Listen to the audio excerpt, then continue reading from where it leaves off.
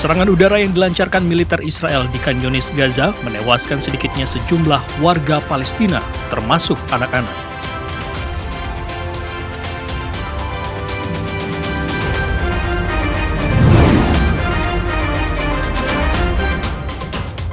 Amerika Serikat untuk kesekian kalinya memveto resolusi Dewan Keamanan PBB soal gencatan senjata di Gaza, Palestina.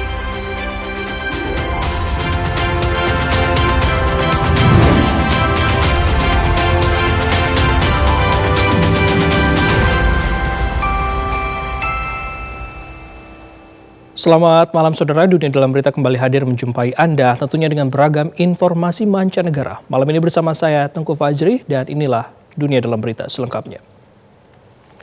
Kami awal informasi menu utama Dunia Dalam Berita dengan serangan udara Israel tewaskan anak-anak Palestina di Gaza. Serangan Israel tewaskan 36 warga Suriah, serangan Ukraina ke wilayah Rusia dan letusan gunung di Islandia.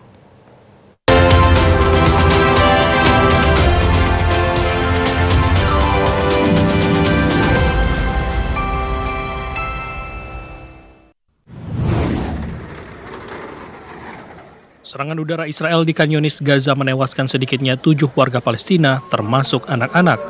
Ayah dari 3 anak yang tewas, Mahmud bin Hasan, menangisi jenazah 2 putranya di kamar mayat rumah sakit Nasser. Pasukan Israel membombardir jalur Gaza Utara pada Rabu waktu setempat, menewaskan sedikitnya 48 warga Palestina, termasuk seorang petugas penyelamat. Pasukan Israel juga membom rumah sakit dan meledakkan rumah-rumah warga Palestina. Para korban serangan Israel di Khan Yunis, Gaza dilarikan ke rumah sakit Nasser dengan menggunakan mobil dan truk. Serangan Israel menghantam sekelompok orang di Al-Mawasi, wilayah yang ditunjuk Israel untuk tujuan kemanusiaan. Pemakaman diadakan bagi 20 jenazah warga Palestina termasuk 3 anak-anak di Khan Yunis, Gaza hari ini. Puluhan jenazah itu merupakan korban serangan udara Israel pada Rabu waktu setempat. Ibu korban yang kehilangan 3 anaknya menuturkan serangan Israel terjadi pada Hari Anak Sedunia. Pemukiman Yahudi Israel membakar mobil warga Palestina selama serangan di kota Al-Mazra, Al-Qiblayeh, dekat Ramallah, wilayah pendudukan tepi barat Palestina. Video dari warga Palestina, Abdel Rahman Sanduka, menunjukkan kendaraan yang terbakar. Kekerasan pemukim Yahudi Israel terhadap komunitas Palestina di tepi barat telah menuai kecaman internasional dan menyebabkan sanksi terhadap pemukim yang melakukan kekerasan.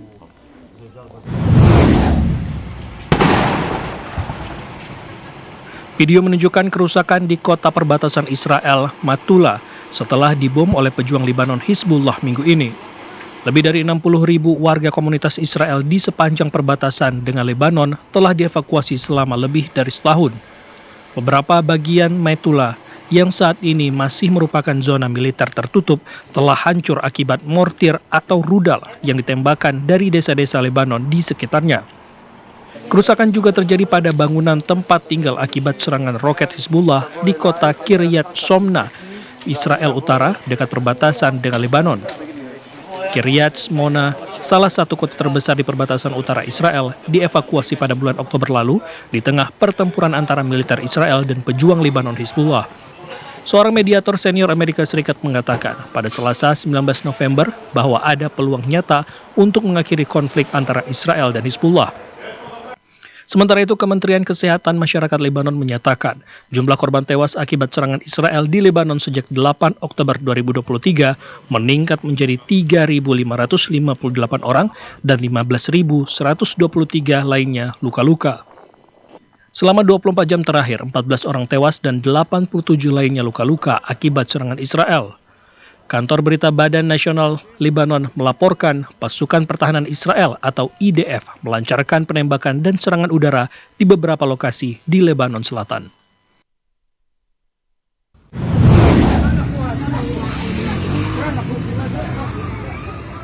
Kepulan asap besar membumbung di Palmyra, Suriah setelah serangan Israel menewaskan 36 orang. Kantor berita Suriah Sana melaporkan serangan Israel pada Rabu waktu setempat juga melukai lebih dari 50 orang. Serangan Israel menghantam bangunan tempat tinggal dan kawasan industri di Palmyra. Militer Israel menolak berkomentar ketika ditanya tentang serangan itu.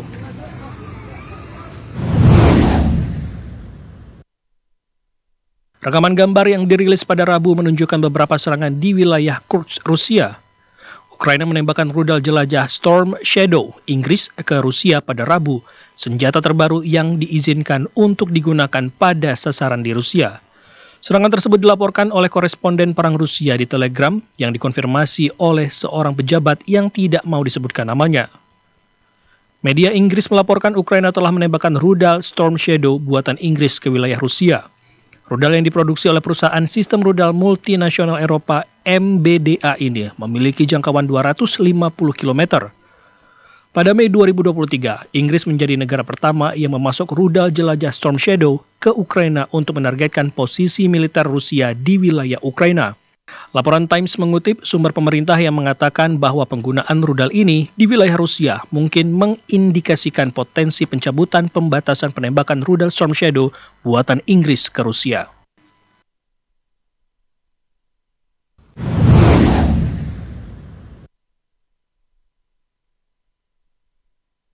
Gunung berapi di dekat ibu kota Islandia, Reykjavik, meletus pada Rabu malam waktu setempat untuk ke-10 kalinya dalam 3 tahun terakhir.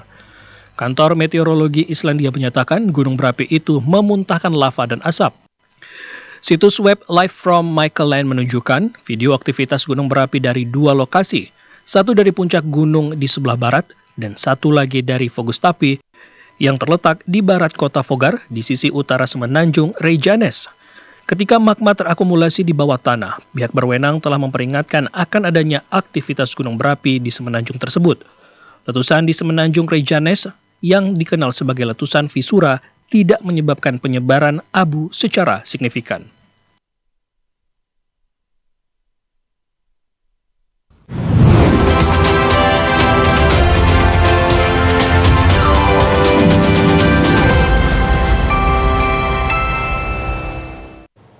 Dunia Dalam Berita masih akan kembali dengan informasi lain, diantaranya Kedutaan Besar Italia, Yunani, dan Spanyol di Kiev, Ukraina ditutup karena ancaman rudal. Sesaat lagi.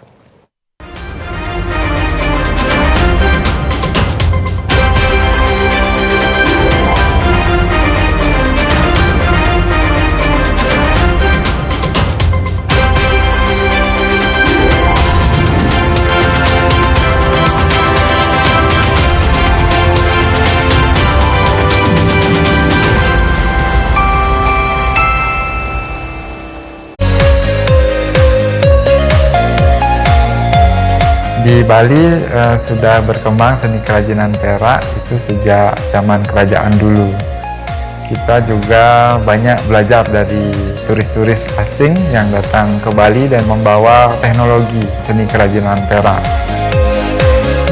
Kita memadukan antara teknik tradisional itu dengan teknologi modern dari luar negeri.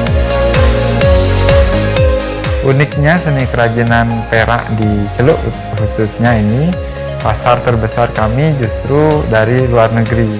Utamanya itu ada dari Amerika, Australia, dan Eropa. Nah, sementara untuk di lokal sendiri baru berkembang akhir-akhir ini. Produk Indonesia sudah banyak diterima di luar negeri. Jadi kita harus bangga menggunakan produk kita sendiri.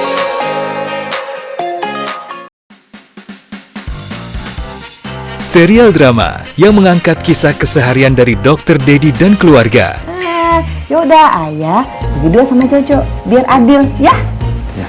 Kenapa ya jadi pelit ya? Dengan segala dinamika dan tantangan sehari-hari. Ayo mau nambahin uang bulanan bunda gitu? Otomatis. Ya.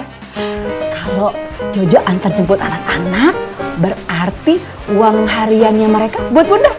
Pastinya. Oh my God, ya. Bagaimana pandangan kita akan problem sosial dan cara menyelesaikannya? Dibintangi oleh Surya Saputra, Elma Teana, dan Bara Valentino. Saksikan Jendela Rumah Kita Reborn. Setiap Minggu sampai Selasa, pukul 20 waktu Indonesia Barat.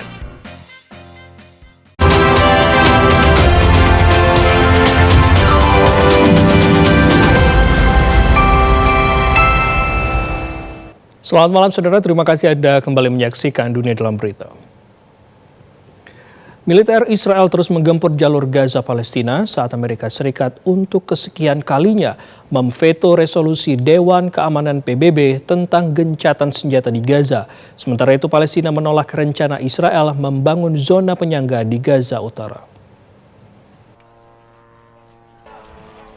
Warga Palestina yang tewas menjadi korban serangan di jalur Gaza sejak Oktober 2023 terus bertambah menjadi sedikitnya 43.985 jiwa dan 104.092 lainnya luka-luka. Pasukan Israel menggempur Gaza Utara, menewaskan sedikitnya 88 warga Palestina dalam 2 gelombang serangan di Beit Lahia dan lingkungan Sheikh Radwan di kota Gaza. Sementara itu, Amerika Serikat kembali memveto resolusi Dewan Keamanan PBB soal gencatan senjata di Gaza, Palestina. Veto Amerika Serikat menuai kritik terhadap pemerintahan Presiden Joe Biden karena sekali lagi menghalangi tindakan internasional yang bertujuan menghentikan perang antara Israel dengan pejuang Palestina Hamas. Dewan Keamanan PBB yang beranggotakan 15 orang melakukan pemungutan suara terhadap resolusi yang diajukan 10 anggota tidak tetap yang menyerukan gencatan senjata segera tanpa syarat dan permanen. 10 negara itu adalah Aljazair, Ekuador, Guyana, Jepang, Malta, Mozambik, Korea Selatan, Sierra Leone, Slovenia, dan Swiss. Hanya Amerika Serikat yang menolak resolusi tersebut dan menggunakan hak vetonya sebagai anggota tetap Dewan untuk memblokir resolusi tersebut. Dari jalur Gaza, kantor berita resmi Palestina, WAFA, melaporkan pihak berwenang Palestina menolak rencana Israel membangun zona penyangga dengan kehadiran militer Israel dalam jangka panjang di jalur Gaza Utara. Juru bicara resmi Kepresidenan Palestina, Nabil Abu Rudainah, menyatakan pembicaraan tentang pembentukan zona penyangga di jalur Gaza Utara dan Jabalia dengan kehadiran militer Israel dalam jangka panjang sama sekali tidak dapat diterima. Rencana Israel itu melanggar seluruh resolusi legitimasi internasional dan hukum internasional yang menganggap jalur Gaza sebagai bagian integral dari wilayah pendudukan Palestina. Mahkamah Pidana Internasional ICC mengeluarkan surat perintah penangkapan terhadap Perdana Menteri Israel Benjamin Netanyahu terkait perang di Gaza, Palestina. ICC menegaskan penerimaan Israel atas yurisdiksi ICC sama sekali tidak diperlukan. Mahkamah Pidana Internasional ICC mengeluarkan surat perintah penangkapan terhadap Perdana Menteri Israel Benjamin Netanyahu. Perintah penangkapan terhadap PM Netanyahu terkait dengan perang di Gaza, Palestina. Keterangan ICC menyebutkan, selain Netanyahu, surat penangkapan turut dikeluarkan bagi ex-Menteri Pertahanan Israel Yoav Gallant. ICC menyatakan majelis mengeluarkan surat perintah penangkapan terhadap 2 individu, Benjamin Netanyahu dan Yoav Gallant, terkait dengan pidana, kemanusiaan, dan kejahatan perang yang dilakukan setidaknya pada 8 Oktober 2023 sampai 20 Mei 2024. Sebelumnya pada 20 Mei 2024, Jaksa ICC Karim Khan mengumumkan ia berupaya agar surat penangkapan terhadap PM Netanyahu terkait serangan 7 Oktober 2023 bisa dirilis tanggal hari pertama Perang Gaza pecah. ICC dalam pernyataan juga menyatakan penerimaan Israel atas yurisdiksi ICC sama sekali tidak diperlukan. Israel telah menolak yurisdiksi ICC yang berpusat di Den Haag, Belanda. Mereka juga menyangkal kejahatan perang di Gaza. Padahal serangan Israel di Gaza menewaskan lebih dari 42.000 warga Palestina yang sebagian besar korban jiwa adalah anak dan perempuan. Saudara, kedutaan besar Italia, Yunani, dan Spanyol di Kiev, Ukraina ditutup karena ancaman rudal. Sebelumnya, Amerika Serikat sudah lebih dahulu menutup kedutaannya di Kiev karena ancaman potensi serangan udara signifikan. Kedutaan besar Italia dan Yunani di Ukraina menyatakan mereka telah menutup pintu kedutaannya di Kiev karena ancaman rudal. Amerika Serikat mengambil keputusan untuk menutup kedutaannya di Kiev sehari setelah Ukraina menggunakan rudal yang dipasok Amerika Serikat untuk menyerang Rusia, yang digambarkan Moskow sebagai peningkatan perang. Kedutaan besar Perancis tetap buka, tetapi mendesak warganya untuk berhati-hati. Setelah sirene serangan udara menggetarkan ibu kota Ukraina pada Rabu sore, agen mata-mata militer Ukraina menuduh Rusia berusaha menabur kepanikan dengan menyebarkan pesan online palsu tentang serangan rudal dan pesawat tak berawak besar-besaran yang akan terjadi. Sebelumnya, Amerika Serikat menutup kedutaan besarnya di Kiev, Ukraina pada Rabu karena informasi spesifik mengenai potensi serangan udara yang signifikan dan mengatakan kepada warganya di Ukraina untuk bersiap segera mencari perlindungan. Peringatan yang tidak biasa ini muncul sehari setelah Ukraina menggunakan rudal ATACMS Amerika Serikat untuk menyerang wilayah Rusia, memanfaatkan izin yang baru diberikan dari pemerintahan Presiden Joe Biden pada hari ke-1000 perang Rusia-Ukraina. Kedutaan Besar Amerika Serikat di Kiev mendesak warga Amerika di Ukraina untuk memiliki cadangan air, makanan, dan kebutuhan penting lainnya, seperti obat-obatan yang diperlukan jika terjadi kemungkinan hilangnya listrik dan air untuk sementara yang disebabkan oleh serangan Rusia. Kita beralih ke sorotan lainnya. Saudara, belasan ribu petani Inggris memprotes pajak warisan pertanian. Sementara para petani memblokir perbatasan Prancis-Spanyol sebagai protes terhadap kesepakatan Uni Eropa Mercosur. Sekitar 13.000 petani dari seluruh Inggris berkumpul di London memprotes kebijakan pajak warisan pertanian baru karena akan memberikan beban signifikan dan menghancurkan pertanian keluarga di seluruh negeri. Menteri Keuangan Rachel Jane Reeves mengumumkan diakhirinya pembebasan pajak warisan untuk pertanian pada Oktober. Berdasarkan aturan baru, keringanan penuh pajak warisan akan dibatasi hingga 1 juta pound atau sekitar 20 miliar rupiah, dengan 20% pajak dikenakan di atas angka tersebut. Meskipun Departemen Keuangan Inggris menyatakan 72% lahan pertanian di negara itu tidak akan terdampak, para petani berpendapat nilai pertanian diremehkan dan kebijakan baru ini akan berdampak pada 66% lahan pertanian.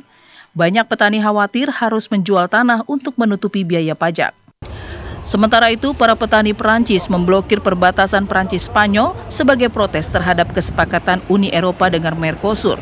Kesepakatan perdagangan antar Uni Eropa dengan negara-negara Amerika Selatan di Mercosur telah menghidupkan kembali ketidakpuasan masyarakat pedesaan atas persaingan tidak sehat, peraturan yang memberatkan dan rendahnya pendapatan pertanian. Para petani yang marah memblokir gerbang tol dengan ban dan traktor, menyebabkan antrean panjang kendaraan tidak dapat memasuki Prancis.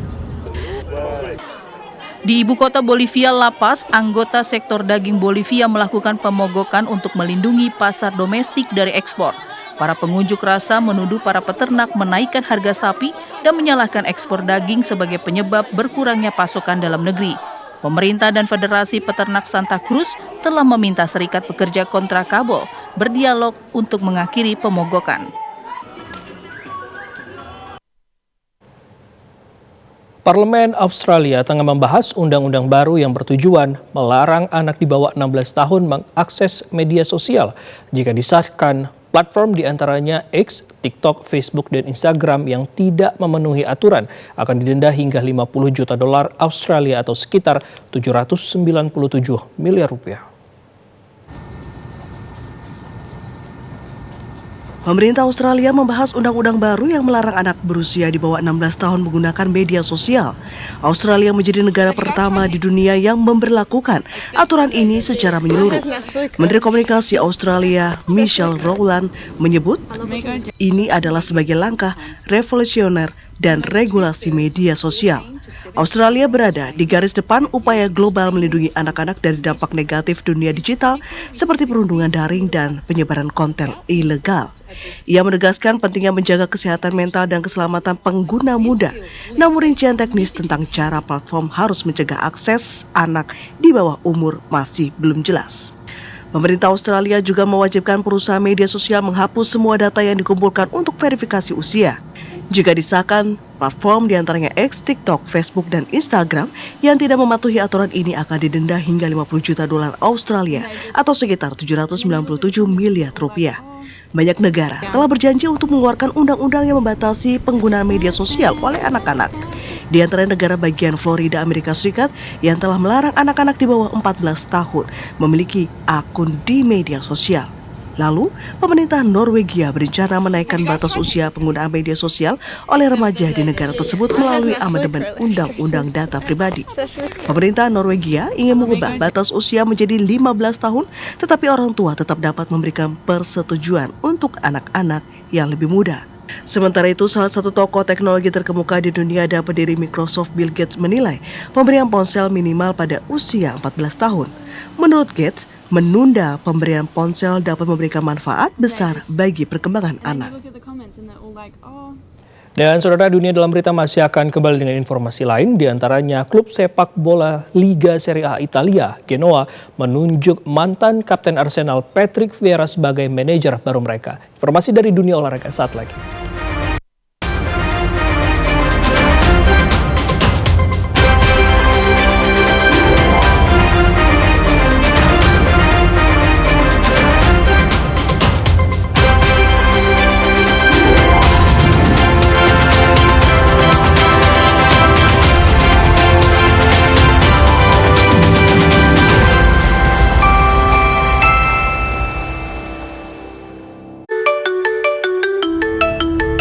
Halo. Dananya udah terkumpul berapa hari ini? Halo. Mau dibayarkan tagihan atau tidak? Iya Pak. Iya Pak, segera saya bayar.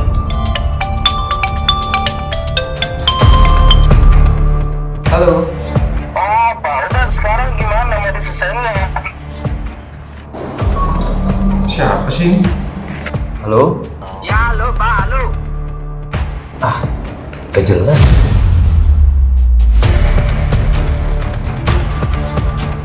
Jangan sembarangan ya.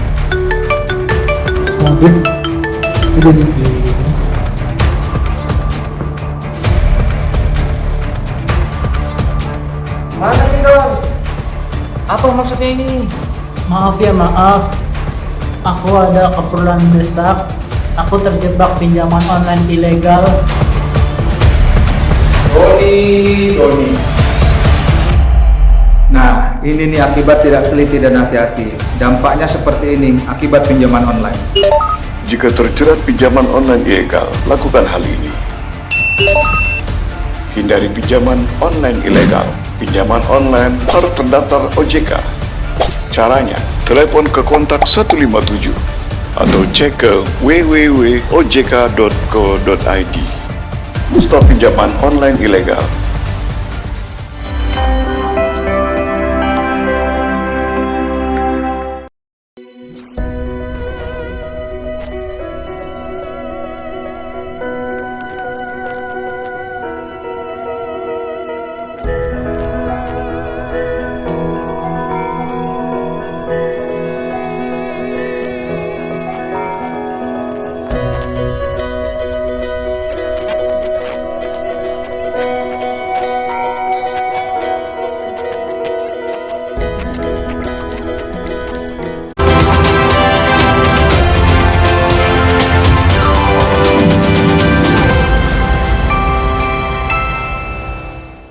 Terima kasih Anda kembali menyaksikan Dunia Dalam Berita. Saudara, klub sepak bola Liga Serie A Italia Genoa menunjuk mantan kapten Arsenal Patrick Vieira sebagai manajer baru mereka. Sementara itu Antoine Arnaud menyatakan kepemilikan keluarga Arnold tidak akan menekan merek Louis Vuitton untuk menjalin kemitraan dengan Paris FC setelah mereka mengakuisisi saham mayoritas di klub sepak bola tersebut. Klub Serie A Italia Genoa resmi menunjuk mantan kapten Arsenal dan Manchester City, Patrick Vieira, sebagai manajer baru mereka Rabu. Vieira telah menganggur sejak berpisah dengan klub Ligue 1 Strasbourg pada bulan Juli setelah menangani klub Liga Primer Inggris Crystal Palace. Genoa yang berada di atas zona degradasi setelah awal musim yang buruk memecat pelatih Alberto Gilardino pada Selasa. Genoa mengumpulkan 10 poin dari 12 pertandingan pertama musim Liga Serie A, kini berada di urutan ke-17 klasemen sementara. Vieira yang berusia 48 tahun memulai karir manajerialnya dengan tim U23 Manchester City dari 2013-2015 sebelum ia mengambil alih tim MLS New York City. Vieira kemudian menghabiskan 2,5 tahun di klub Ligue 1 Nice sebelum pindah ke Crystal Palace. Sementara itu, Antoine Arnaud, ultra miliarder Bernard Arnault, pada Rabu menyatakan kepemilikan keluarga Arnold tidak akan menekan merek Louis Vuitton untuk menjalin kemitraan dengan Paris FC setelah mereka mengakuisisi saham mayoritas di klub sepak bola ibu kota Prancis tersebut. Sebaliknya, jika Louis Vuitton ingin melakukan hal itu, ia akan menghubungkan mereka dengan klub, tetapi tidak akan memaksa untuk mencapai kesepakatan jika hal itu tidak sesuai dengan strategi merek mereka. Arnold yang akan mewakili AKC, perusahaan induk keluarga Arnold di Dewan Klub Sepak Bola Lapis kedua Prancis, juga mengatakan membeli saham pengendali adalah investasi jangka panjang. Usulan pengambil alihan ini melanjutkan tren miliarder yang membeli klub sepak bola di seluruh Eropa, sekaligus merombak klub yang berbasis di Paris, yang berpotensi menyaingi juara Ligue 1 Paris Saint-Germain PSG yang dimiliki oleh Qatar Sport Investments. Paris FC kesulitan mendapatkan basis penggemar dengan rata-rata penonton musim lalu hanya di bawah 5.500 orang di Stadion Charleroi yang berkapasitas 19.000 penonton, meski tiket sudah digratiskan sejak November lalu. Saudara Presiden Rusia Vladimir Putin menghadiahkan puluhan ekor hewan kebun binatang, termasuk singa dan beruang, kepada rakyat Korea Utara. Hewan-hewan tersebut diangkut dengan pesawat ke kebun binatang pusat Pyongyang yang didampingi oleh dokter hewan dari kebun binatang Moskow. Rusia memindahkan lebih dari 70 ekor hewan, termasuk seekor singa Afrika dan 2 ekor beruang coklat, ke kebun binatang di ibu kota Korea Utara, Pyongyang, dari kebun binatang Moskow. Pemerintah Rusia menyatakan hewan-hewan itu adalah hadiah dari Presiden Rusia Vladimir Putin kepada rakyat Korea Utara. Menteri Sumber Daya Alam Rusia Alexander Kozlov mengawasi relokasi hewan-hewan hadiah itu yang diangkut dengan pesawat ke kebun binatang pusat Pyongyang, didampingi oleh dokter hewan dari kebun binatang Moskow.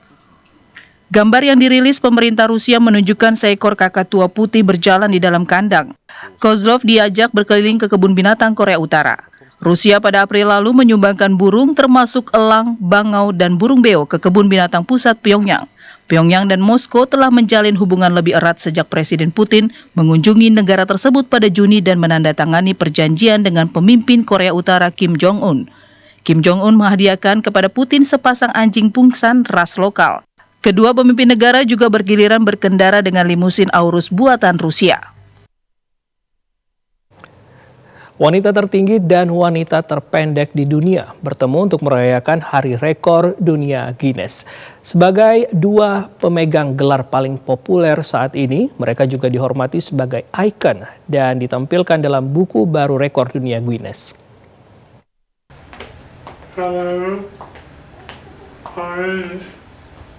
Dalam perayaan Hari Rekor Dunia Guinness pada hari Kamis 21 November, wanita tertinggi dan wanita terpendek minum teh sore bersama di London, Inggris, dan dihormati oleh para ahli pemecah rekor sebagai ikon. Dengan tinggi 2 meter 15,16 cm, Rumeysa Gelgi, seorang peneliti dari Turki, jelas terlihat lebih tinggi menjulang dibandingkan Jyoti Amge, artis dari India yang tingginya hanya 62,8 cm.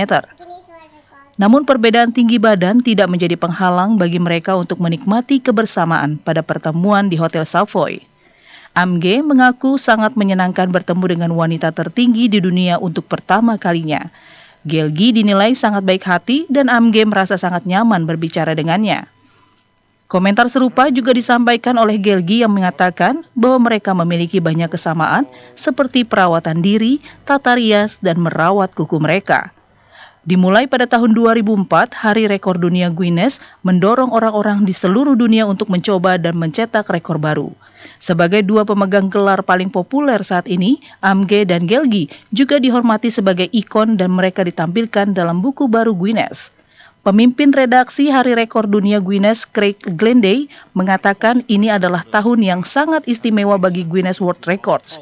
Bukan hanya Hari Rekor Dunia Guinness yang ke-20, namun juga memulai perayaan 70 tahun buku tersebut. Sementara itu, Gelgi menggambarkan penobatannya sebagai ikon Guinness World Records dalam buku edisi ulang tahunnya sebagai hal yang nyata. Dan saudara, informasi tadi sekaligus mengakhiri perjumpaan kita pada malam hari ini. Akhirnya saya Tengku Fajri mewakili seluruh kerabat kerja yang bertugas mengucapkan terima kasih atas perhatian dan kebersamaan Anda. Selamat malam, sampai jumpa.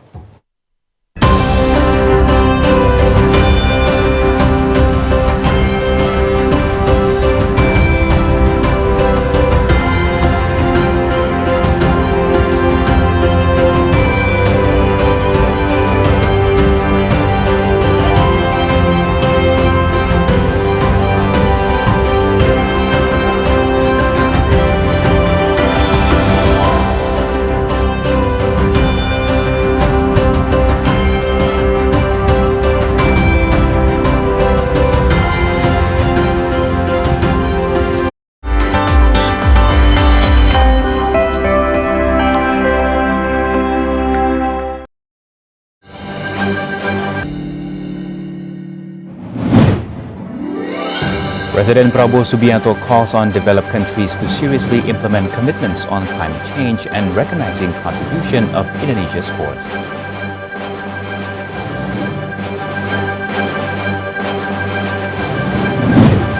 The government, through Housing and Settlement Area Ministry, will build 2,700 houses for Mount Lewotobi refugees in East Flores, East Nusa Tenggara.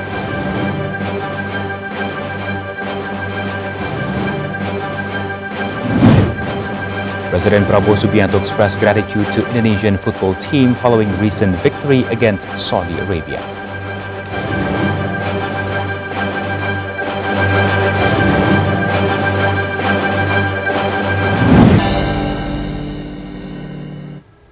Hello and welcome. You're watching Focus Today on TVRA World. I'm Sesko Satrio. In the next hour, we will bring you the latest information from home and around the world. And now let's start the news and details. Let's start Focus Today on Indonesia's president overseas visit. President Prabowo Subianto said Indonesia will donate $30 million or around 476 billion rupiahs for the World Health Organization. Very much. President Prabowo Subianto delivered remarks in the third session of the G20 summit in Rio de Janeiro, Brazil. Speaking before the state leaders of G20 countries, Prabowo said Indonesia wants to contribute to the noble duties carried out by the United Nations. He said he would like to announce that Indonesia is pleased to support international efforts. In this regard, we are committed to providing $30 million to help bridge the funding gap for WHO activities, Prabowo said.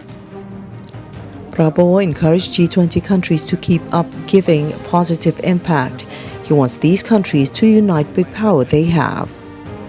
According to Prabowo, G20 has power to change the world and believe that G20 can bridge various interests in international world. On this issue. Thank you. President Prabowo Subianto called on developed countries to seriously implementing their commitments on climate change and recognizing the contribution of Indonesia's forests. Prabowo Subianto made stellar calls during his maiden overseas visits, ranging from boosting cooperation in food security to calls for peace in Palestine and Ukraine to building a strong relationship with leaders and heads of states. Below is the key points of President Prabowo Subianto in his G20 debut summit.